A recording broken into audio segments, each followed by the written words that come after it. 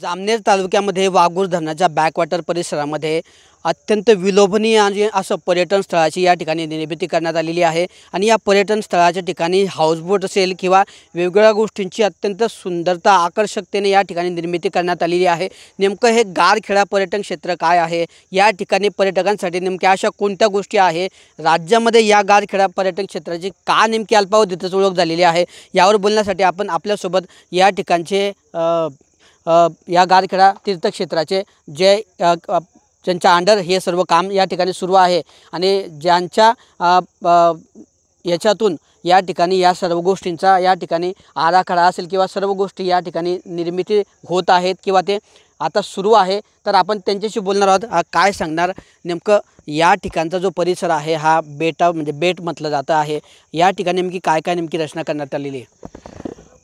हा पहिला island resort आहे, ज्याच्यामध्ये आपण वॉटर स्पोर्ट ॲक्टिव्हिटीज आणि राहण्यासाठी रूम्स हे सर्व आपण इथे अवेलेबल केलेलं आहे। याच्यामध्ये आपल्याकडे बांबू हट्स आहे, कॉटेजेस आहे, आपण विला म्हणजे बंगले 4 बेडरूम विथ स्विमिंग पूलवाले बांधण्यात आलेले आहे।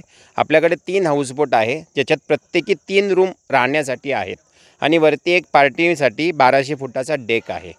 याच्या व्यतिरिक्त आपल्याकडे वॉटर स्पोर्ट ॲक्टिव्हिटीज आहे, ज्याच्यामध्ये स्पीड बोट आहे, पेडल बोट्स आहे, जेट स्की आहे, सफारी बोट आहे। याच्या व्यतिरिक्त आपल्याकडे प्लेइंग झोन आहे, गार्डन आहे, जिम्नॅशियम आहे, कॉन्फरन्स हॉल आहे, AC आणि नॉन AC रेस्टॉरंट आहे आणि आपण अजून एक नवीन रेस्टॉरंट पण इथे जनरल पब्लिकसाठी चालू करतो आहे। या ठिकाणी आम्हाला मिळालेल्या माहितीनुसार ज्या बोट आहेत त्या राज्यात 2च या ठिकाणी हाऊसबोट आहे, त्यातली एक बोट आपल्या या ठिकाणी आहे। नेमकं तिचं वैशिष्ट्य काय आहे?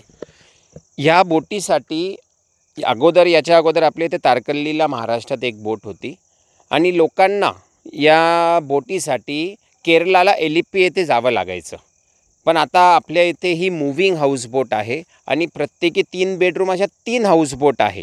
तर लोकांना आता केरळ किंवा काश्मीर जायची गरज नाही, ती गोष्ट आपल्याला जळगाव येथे भेटणार आहे। अजून काय या ठिकाणी पाहण्यासारखं आहे?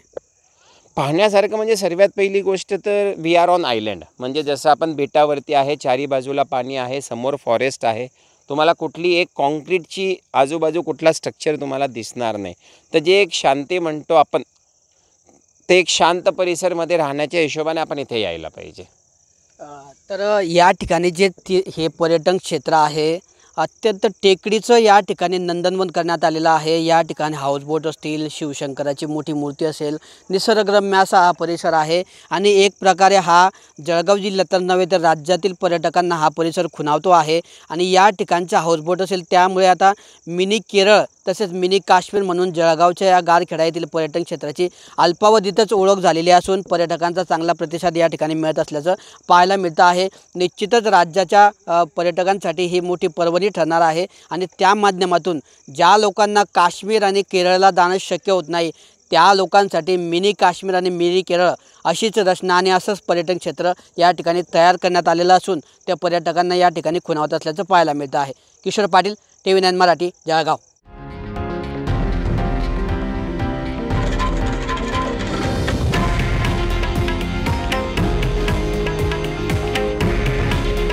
हे आहे देशातील नंबर 1 न्यूज नेटवर्क आणि आपण पाहत आहात TV9 मराठी। काळजी तुमची, हित महाराष्ट्राचं।